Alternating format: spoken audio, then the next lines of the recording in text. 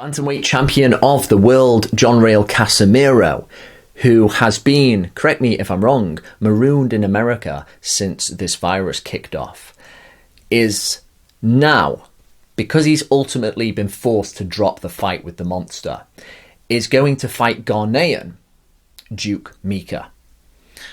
Micah is undefeated, and Ghana is a great boxing nation. We've had Azuma Nelson, we've had Ike Quartey. More recently, we've had Isaac Dogbo, who lost his title to Navarrete.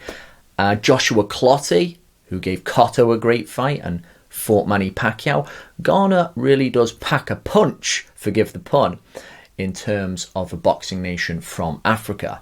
So, Micah will be going in with that national fighting spirit and trying to really upset the apple cart here because he hasn't fought great competition. And Riel Casimero, the hard-punching, unorthodox Filipino, who is going to be looking to fry bigger fish in the future because he was on the cusp of making good money for those weights, and if he beat Inoue, he was going to go on bigger and better things. So he will be expected to beat Duke Micah, who looks neat, looks good, but doesn't look spectacular. And again, you have to reiterate in these situations, when you haven't fought anyone near the competition of a Casimero, you have to assume they are not going to be able to bridge that gap in class.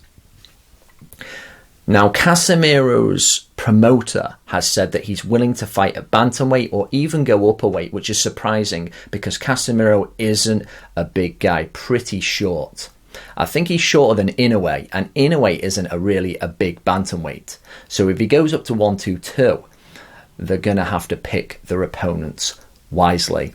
But one fight I have heard that they may make, that some may grumble that because Nonito Donaire is definitely older now, past his best, and just got battered by Inoue, they might not want to see it, but an all-Filipino clash between Casimero and Nonito Donaire, irrespective of their ages, would do big numbers.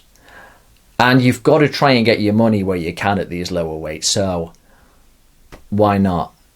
I think Donaire may have a fight coming up first, but a fight between Casimero and Donaire would be interesting while it lasts, because if Donaire can still hold his weight at those down at bantamweight like he showed he could against Inoue, he can uncork that left hook, and I think it is still a murderous punch.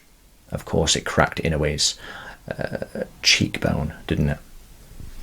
So Casimero is not in the situation he'd hoped.